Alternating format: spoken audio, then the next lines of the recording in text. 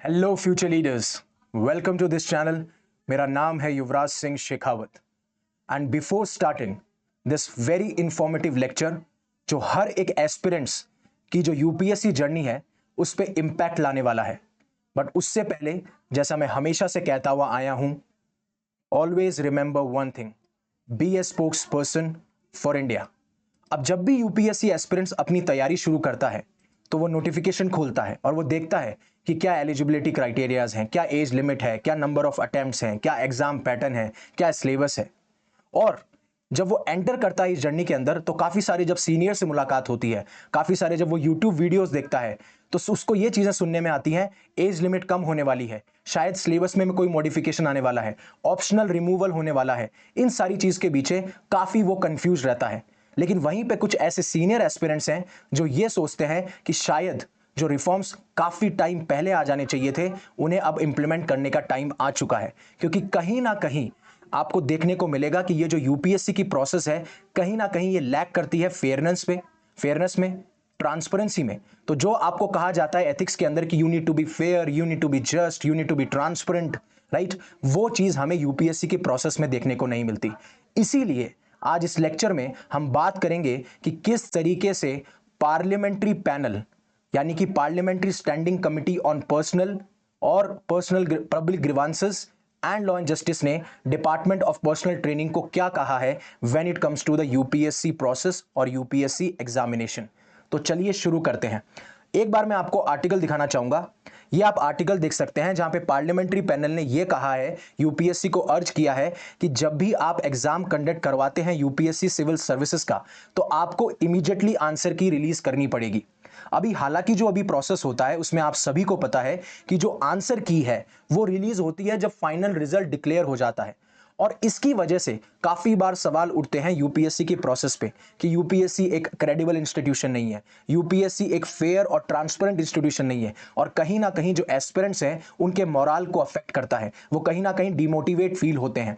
और साथ साथ में एक ऐसी कमिटी जिसको 2015 में गठन किया गया था, एस्टैब्लिश किया गया था, जिसने बहुत सारे ऐसे चेंजेस के बारे में बात की थी when it comes to UPSC examination, उसके बारे में भी ये पैनल साफ साफ ये कहता है कि आपको उसकी टाइमलाइन सेट करनी चाहिए कि कब आप उनकी रिकमेंडेशन को सेटअप करेंगे। और हम उन सारी रिकमेंडेशन के बारे में बात करेंगे और कौन कौन सी कमिटीज ने सेटअप किया है, और मैं अपना ओपिनियन भी आपको देता हुआ नजर आऊंगा। लेकिन सबसे पहले आपका ओपिनियन क्या है, क्योंकि आप अभी एस्पिरेंट्स हैं, आप इस एग्जाम की तैयारी कर रहे हैं, आप क्या सोचते हैं, आप क्या समझते हैं, वो जरूर कमेंट सेक्शन में बताइएगा। I will feel very happy about it, because आगे हमेशा मैंने कहा है डेमोक्रेसी का एक सबसे बड़ा प्रिंसिपल है वो है उसके लोग, और उन लोगों का मैटर करता है ओपिनियन। तो प्लीज आप ये करना मत भूलिएगा। अब आप सभी को पता है यूपीएससी का एग्जाम पैटर्न होता है, 3 स्टेजेस में होता है, प्रीलिम्स, मेंस, इंटरव्यू। अगर आप हर एक स्टेज क्लियर कर लेते हैं और आपका नाम फाइनल लिस्ट में आता है तो आपके रेस्पेक्टिव रैंक के हिसाब से आपको जो भी सर्विस अलॉट होनी होती है वो सर्विस अलॉट हो जाती है। बट सबसे बड़ा मुद्दा आता है आंसर की का, क्योंकि यह आंसर की रिलीज होती है पूरा एक प्रोसेस कंप्लीट होने के बाद में। यहां तक कि अगर आप एसएससी देखेंगे, आप बैंक्स देखेंगे, या फिर आप कुछ स्टेट पीएससी भी देखेंगे, वहां पे आंसर की जस्ट एग्जाम के 2-3 दिन बाद रिलीज कर ली जाती है, जिससे बच्चा टैली कर लेता है कि उसके कौन से क्वेश्चंस गलत हैं, कौन से क्वेश्चन सही हैं, और कहां पे उसको अपने ऑब्जेक्शंस को रेज करना है। हालांकि अभी भी यूपीएससी जब प्रीलिम्स कराता है उसके 7 दिन बाद तक आपको एक विंडो देता है जिसमें कि आप अपने ऑब्जेक्शंस को रेज कर सकते हो, सबमिट कर सकते हो कि मुझे इस क्वेश्चन में प्रॉब्लम है, उस क्वेश्चन में प्रॉब्लम है। लेकिन वहां पे इतने चेंजेस होना मतलब पॉसिबल नहीं हो पाता। बट एक बार आपको आंसर की मिल गई तो आपको एक आइडिया लग जाता है कि मेरा ये गलत है, मेरा ये सही है, मुझे लगता है कि ये आंसर होना चाहिए, तो आप अपने जो ऑब्जेक्शंस हैं वो अच्छी तरीके से रख सकते हो। और दूसरा सबसे बड़ी बात, मैं तो चाहता हूं कि साथ साथ में कट ऑफ को भी उसी टाइम रिलीज किया जाए प्रीलिम्स की, जिससे कि और ट्रांसपेरेंसी एस्टैब्लिश हो सके। क्योंकि अगर हमसे ट्रांसपेरेंसी की उम्मीद वो रखते हैं तो जो इंस्टीट्यूशन हमें रिक्रूट कर रहा है उसकी भी ये जिम्मेदारी बनती है कि वो ट्रांसपेरेंट हो। तो अब ये जो डिले होता है ना, जिसकी वजह से जो पोटेंशियल एरर्स जो है कैंडिडेट्स रेस कर सकते हैं, उसकी वजह से उनका कॉन्फिडेंस टूटता है, वो डिमोटिवेट होते हैं, वो इस तैयारी के बारे में ज्यादा सोचते नहीं है, क्योंकि वो हमेशा उन्हें ऐसा लगता है कि हम इस तैयारी में बस झूल ही रहे हैं, क्योंकि हमें पता ही नहीं है कि क्वेश्चन कहां गलत हुए, हमें पता ही नहीं है कि गलती कहां हो रही है, हम ऑब्जेक्शन भी रेज नहीं कर सकते। और इसी वजह से जो एग्जामिनेशन की वैलिडिटी है उस पर भी सवाल खड़ा होता है। हालांकि बहुत स्क्रूटनी की जाती है आंसर की के अंदर, बट फिर भी वहां पे हमें पोटेंशियल एरर्स देखने देखने को मिलते हैं। जैसे आपने देखा होगा जब आंसर की रिलीज होती है तो कई बार एक दो क्वेश्चन भी एलिमिनेट कर दिए जाते हैं और उसका इतना बड़ा इंपैक्ट होता है एस्पिरेंट की उस जर्नी में, वो आप सोच भी नहीं सकते हैं। लेकिन आप कब रिलीज करते हो? उसको एंड में रिलीज करते हो, तो हमें पता भी नहीं चलता है। ये सारी चीजें इंपॉर्टेंट है। तो अगर आपको अपने इंस्टीट्यूशन की क्रेडिबिलिटी बढ़ानी है, फेयरनेस बढ़ानी है, कैंडिडेट का कॉन्फिडेंस बढ़ाना है, तो ये जो कमिटी है इसने बार बार ये कहा है कि ये जो रिकमेंडेशन है इसको आप इंप्लीमेंट कीजिए।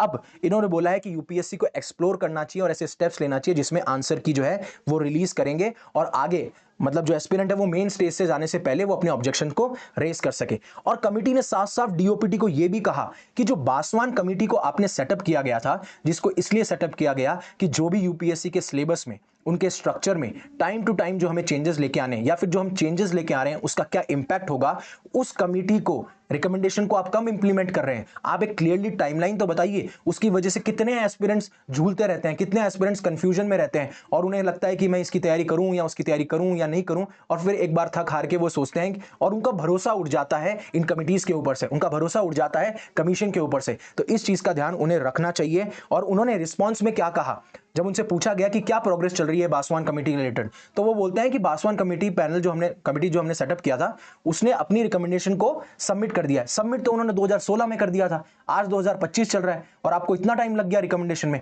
हालांकि एक दो रिकमेंडेशन उन्होंने इंप्लीमेंट भी की है, बट जो प्रॉपर चेंजेस आने चाहिए थे, जिसके बारे में बात करूंगा कि कैसे वो एज लिमिट पे अटैक करेगी, कैसे वो एज लिमिट की बात करती है, कैसे वो आपके ऑप्शनल रिमूवल की बात करती है, कैसे वो प्रोसेस चेंज करने की बात करती है, मॉडर्नाइज करने की बात करती है, तो बासवान कमेटी को 2015 में एस्टैब्लिश किया गया था।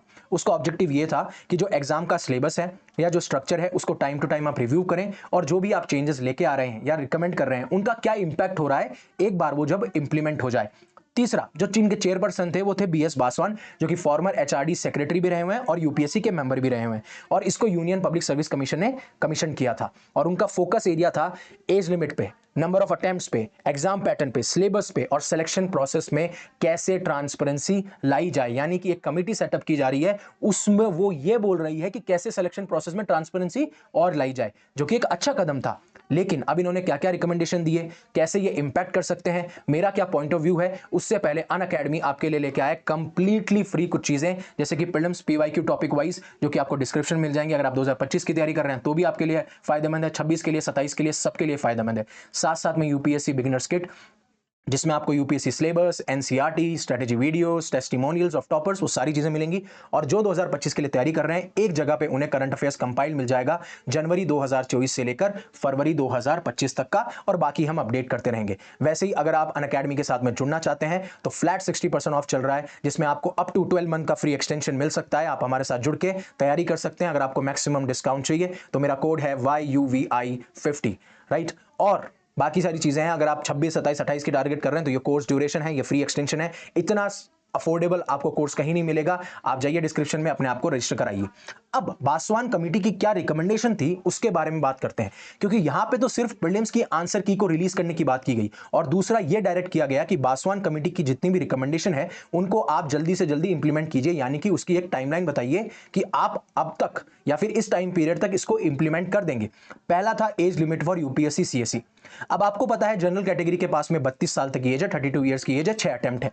वैसा ही ओबीसी के बाद में 35 साल की एज है और 9 अटेम्प्ट है। एससी एसटी के पास में अनलिमिटेड अटेम्प्ट है टिल द एज ऑफ 37।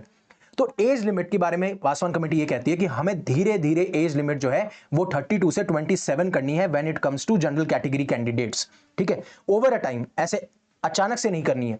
दूसरा, ओबीसी में हम एज रिलैक्सेशन देंगे, बट यहां पे भी हमें कोई ना कोई रिडक्शन करना पड़ेगा। साथ साथ में एससी एसटी में कोई मेजर चेंजेस इन्होंने रिकमेंड नहीं किए। वहीं जब नंबर ऑफ अटेम्प्ट्स की बात आई तो इन्होंने ये भी बोला कि नंबर ऑफ अटेम्प्ट्स को भी कैपिंग देना जरूरी है, यानी कि उनको भी कम करना जरूरी है। अब आप एक चीज समझिए, ये जो चीज है ना, नंबर ऑफ अटेम्प्ट्स और एज लिमिट, ये कहीं ना कहीं जो ग्लोबल स्टैंडर्ड्स हैं उनसे अलाइन करती हैं। दूसरा, जितनी यंगर जनरेशन इस सिविल सर्विसेज एग्जाम के अंदर आएगी उतना उनको टाइम मिलेगा अपने आप को सर्व करने का ब्यूरोक्रेसी के अंदर, राइट। और जो एस्पिरेंट्स काफी 30, 32, 35 साल तक लगे रहते हैं, तो जो उनके ऊपर मेंटल फ्रस्ट्रेशन होता है, जो उनको ऊपर फाइनेंशियल प्रॉब्लम आती है, फाइनेंशियल इश्यूज देखने को मिलते हैं, वो बर्डन उनके ऊपर नहीं होगा। और जो हमारा डेमोग्राफिक डिविडेंड है हम शायद उसको भी सेव कर लें। बट सबसे बड़ा इशू यहां पे ये है, उनका क्या जो बहुत लेट स्टार्ट करते हैं, उनका क्या जो रूरल बैकग्राउंड से आते हैं। बट सबसे इंपॉर्टेंट बात आपको ये समझनी पड़ेगी, इस रिकमेंडेशन ने यानी कि इस कमेटी ने ये रिकमेंड किया है कि धीरे धीरे हम एज को 27 साल तक लेके जाएंगे। ऐसा नहीं है कि जो लोग एग्जिस्टिंग यहां पे अभी तैयारी कर रहे हैं उनके ऊपर कोई फर्क आएगा। और मैं आपको ये भी बताऊंगा कि गवर्नमेंट क्यों हेजिटेंट है, गवर्नमेंट क्यों घबरा रही है इस कमेटी के रिकमेंडेशन को इंप्लीमेंट करने के लिए, उसके बारे में भी बात करेंगे। फिर ये बोलते हैं कि सीसेट को जो है आप क्वालिफाइंग बनाइए। हालांकि ये रिकमेंडेशन एस्टैब्लिश कर चुकी है, सीसेट अभी क्वालिफाइंग है। एक आप बहुत ही रेलेवेंट और सिंप्लीफाइड सिलेबस लेके आइए मेंस के लिए, और उसमें कुछ ना कुछ चेंजेस कीजिए टाइम टू टाइम। आप ऐसा नहीं है कि आपने जो 2013 में सिलेबस बना दिया अब वो 2025 तक भी अपडेटेड है, वो आउटडेटेड नहीं हुआ है। आप में उसको चेंजेस लाने पड़ेंगे। शायद आर्टिफिशियल इंटेलिजेंस का पूरा एक सब्जेक्ट लेके आइए, मशीन लर्निंग का पूरा सब्जेक्ट लेके आइए, या फिर टेक्नोलॉजी से रिलेटेड एक सब्जेक्ट लेके आइए। जो भी चेंजेस हैं वो अपने लेवल पे आप वो देख सकते हैं। साथ साथ में उन्होंने बोला कि आप मोर एनालिटिकल और कंसेप्चुअल क्वेश्चंस लेके आओ rather than factual questions, because हमें रोट लर्निंग को प्रमोट नहीं करना है। और ट्रांसपेरेंसी कैसे आएगी, जब आप प्रीलिम्स की आंसर की रिलीज करोगे, जिससे कि बच्चे जो है एरर्स को चैलेंज कर सकें। ऑप्शनल सब्जेक्ट के ऊपर भी बात की गई, इन्होंने ये भी रिकमेंड किया कि ऑप्शनल सब्जेक्ट को रिमूव किया जाना चाहिए। हालांकि अभी तक ऑप्शनल सब्जेक्ट को भी रिमूव नहीं किया गया है, क्योंकि हमें कहीं ना कहीं जो डिफरेंट ऑप्शनल सब्जेक्ट्स हैं उसमें हमें यह पता चलता है कि स्कोरिंग में हमें बायस देखने को मिलता है, जिसकी वजह से काफी स्टूडेंट्स हैम्पर भी करते हैं, और इसकी वजह से ये सारी चीजें हमें देखने को मिलती हैं।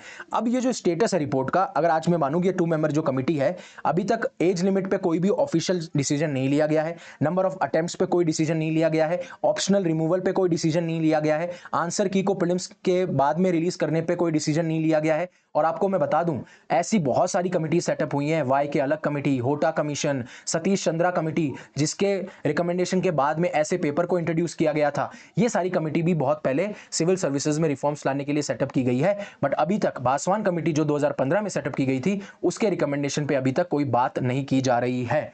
अब की टेक अवेज क्या है? पहली चीज, आपके पास में एक स्पेशलाइज्ड टीम होनी चाहिए जो बहुत सारे फोकस इश्यूज जो हैं उनके ऊपर बात कर सके कि आंसर की को कब डिस्क्लोज करना है, एग्जाम में जो स्ट्रक्चरल चेंजेस लाने हैं, इंप्रूवमेंट लाने हैं, वो कैसे करने हैं। जैसे हम एथिक्स की केस स्टडीज लिखते हैं, उसमें हम सारे स्टेक होल्डर्स की बात करते हैं, वैसे ही अगर आपको यूपीएससी एग्जाम प्रोसेस में चेंजेस लाने हैं तो सारे स्टेक होल्डर्स का इनपुट और ओपिनियन लेना जरूरी है, चाहे से वो कैंडिडेट्स हों, चाहे से वो सब्जेक्ट एक्सपर्ट्स हों, या फिर कोई बाकी अदर स्टेक होल्डर्स हो, जिससे कि हम यूपीएससी की प्रोसेस को अपडेटेड रख सकें, टाइम टू टाइम रख सकें, सारे ओपिनियन को हम इंक्लूड या फिर इनकॉर्पोरेट कर सके। और रेगुलर प्रोग्रेस होना जरूरी है, और जो भी आप अपडेट लेके आ रहे हो उसको आप पब्लिकली पब्लिश करो, जिससे कि जो भी चेंजेस हो रहे हैं वो लोगों को पता हो, और इससे आप ट्रांसपेरेंट और अकाउंटेबल रह सको, यानी कि पारदर्शिता सेटअप कर सको और जिम्मेवार रह सको। फिर अगर आप कोई भी रिकमेंडेशन लेके आते हैं किसी भी पॉलिसी में चेंजेस के लिए, तो उसको जल्दी से जल्दी इंप्लीमेंट किया जाना चाहिए, और एक आप स्ट्रक्चर्ड रोड मैप यानी कि क्लियर स्ट्रैटेजी बनाइए किस तरीके से यूपीएससी एग्जाम प्रोसेस को मॉडर्नाइज बनाया जा सकता है, उसको कैसे ज्यादा फेयर, कैसे ज्यादा ट्रांसपेरेंट और कैसे ज्यादा एफिशिएंट बनाया जा सकता है एस्पिरेंट्स के लिए। तो सबसे इंपॉर्टेंट बात यह है, आपकी क्या राय है इस कमेटी के बारे में, आपकी क्या राय है इस पार्लियामेंट्री पैनल ने जो अर्ज किया है यूपीएससी को आंसर की रिलीज के लिए, उसके लिए, और आप कौन कौन से चेंजेस चाहते हैं आप कमेंट सेक्शन में बताइएगा। मैंने जैसे बोला कि गवर्नमेंट क्यों हेजिटेंट है, पहली चीज, उन्हें बहुत ज्यादा बैकलैश देखने को मिल सकता है अगर नंबर ऑफ अटेम्प्ट्स कम होते हैं, या फिर एज लिमिट लगाई जाती है, या फिर आपका क्या बोल सकते हैं, हाँ, एज लिमिट और नंबर ऑफ अटेम्प्ट्स कम होते हैं। दूसरा, जो एग्जिस्टिंग तैयारी कर रहे हैं लोग, उनके ऊपर भी बहुत ज्यादा बर्डन पड़ सकता है, और बाद में हमें काफी सारे एडमिनिस्ट्रेटिव और लीगल चैलेंजेस देखने पड़ सकते हैं। बट इसी वजह से मैं कह रहा हूं ये चेंजेस धीरे धीरे आने चाहिए, और जो भी रिकमेंडेशन दी गई है उन रिकमेंडेशन को इंप्लीमेंट किया जाना चाहिए, क्योंकि ये हमारे भविष्य की बात है। और सबसे इंपॉर्टेंट चीज, जो आईएएस ऑफिसर्स का इनटेक है उसको भी इंक्रीज कीजिए। जैसा आपको पता है आईएएस आईपीएस में जो सैंक्शन स्ट्रेंथ है उससे काफी कम आईएएस आईपीएस हमारी ब्यूरोक्रेसी के अंदर या फिर हमारे एडमिनिस्ट्रेशन के अंदर है। उससे पहले अनअकैडमी आपके लिए लेके आया, अगर आप आईएएस आईपीएस आईएफएस बनना चाहते हैं तो प्रीलिम्स 2025 के लिए जीएस प्लस सीसेट का कोर्स, अगर आप इसको प्रीलिम्स को निकालते हैं तो जो मेंस की प्रिपरेशन है it will be on us, it will be free of cost for you. As well as अगर आप जीएस में कॉन्फिडेंट हैं, सीसेट में कॉन्फिडेंट नहीं है, तो आप मधुकर सर का पर्सनलाइज कोर्स ले सकते हैं, that is available in 2999। So thank you very much for listening to me, giving me your precious time. अगर आपको लेक्चर अच्छा लगा हो तो प्लीज लाइक कीजिए, अगर आपके लाइफ में इस लेक्चर ने वैल्यू ऐड करी हो तो इसे शेयर कीजिए, और हमारे कंटेंट को सब्सक्राइब कीजिए। बट कमेंट करना मत भूलिएगा, because that matters to me as well as to the department, as well as to the bureaucracy, as well as to the UPSC. So again thank you very much for giving me precious time. Stay safe, stay happy, शब खैर।